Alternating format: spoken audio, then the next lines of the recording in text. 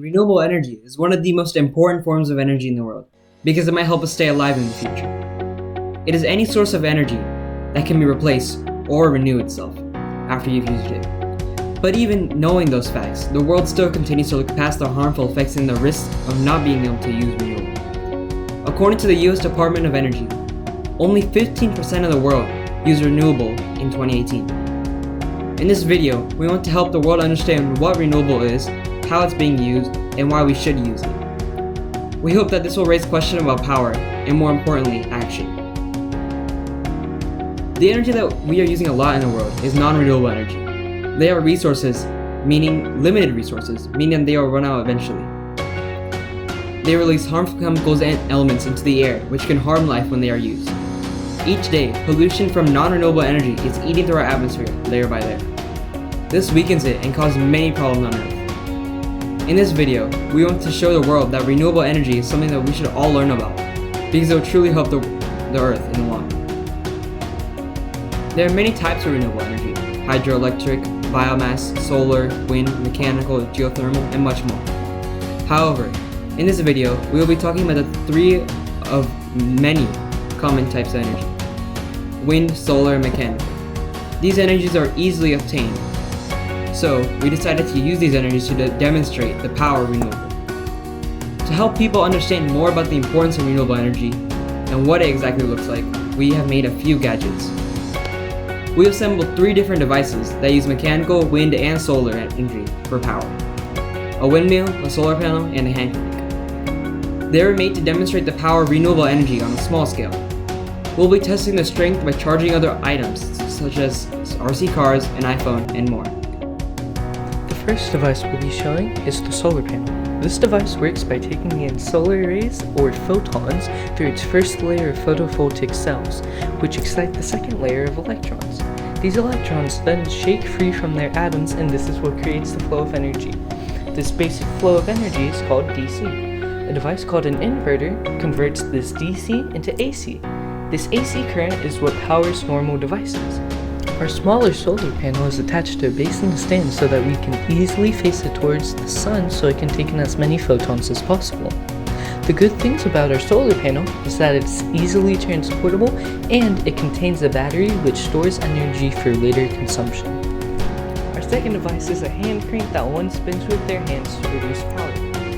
It produces a lot of power, however, it's not very cost efficient in most cases. It's unique because of the manual labor it takes to spin the item. It works by spinning a large gear, which in turn spins a smaller gear. This is called gear reduction. This also means that the small and large gear are spinning at a linear rate. Our second device uses electromagnetic induction to power it. Electromagnetic induction is whenever the magnetic field around an item changes, and this induces voltage. This occurs whenever the gears are rotating around each other. When they're rotating, the magnetic field around them is changing, and this induces the voltage. Wind energy is produced by windmills turning because of wind. The blades turn a shaft inside of a box behind where the blades intersect, which is called a nacelle.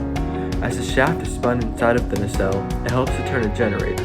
This generator then takes the electricity and converts it into the correct voltage for the power grid.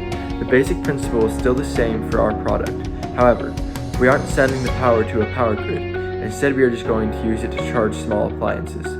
The windmill is attached to a heavy base so that it stays in place instead of getting blown away. The mining and burning of fossil fuels are some of the biggest factors that are destroying Earth. When fossil fuels burn, they release elements and chemicals into the air which eat through the atmosphere and also make it harder for humans and animals to breathe. The pollution and greenhouse gases, which are produced from burning fossil fuels, kill the organisms that convert carbon dioxide, one of the products of burning fossil fuels, into oxygen. Without these organisms to convert carbon dioxide into oxygen, the organisms that rely on oxygen to live, like humans and animals, have a hard time breathing, and breathing too much pollution and bad chemicals are known to cause diseases like cancer. All this is amazing and good for the earth and humans, but it could be better. On a global scale, renewable energy consumption has risen to 26.2% by the end of 2018. Compared to the consumption percentage of renewable energy in 2017, which was 20.3%, there is a 5.9% rise in the consumption of renewable energy. Greenhouse gases don't only kill organisms and destroy the Earth's atmosphere, but they also trap the sun's rays, allowing them to do more damage on our Earth. This means that the Earth gets hotter as more fossil fuels are burned, which causes our ice caps to melt, which causes animals to leave their natural environment. As the ice melts, the water levels in the ocean increase, and the average water temperature decreases. With these changes in the ocean water, marine life is easily killed or forced to move from their homes in an effort to relocate for shelter, food, and a proper environment. The only solution is clean energy. Clean energy is therefore ultimately better for the environment than fossil fuels. Nuclear energy is one of the most powerful forms of energy on the planet. While it can have its downsides, it is 10 times better than fossil fuels. According to Forbes, nuclear energy has the lowest death rate of any form of energy, including renewable and non-renewable. Nuclear plants have been stress tested and have established many protocols to ensure nothing gets out of hand. Asking for all energy consumption to be renewable energy is like shooting for the moon. Even if you miss, you'll land among the stars.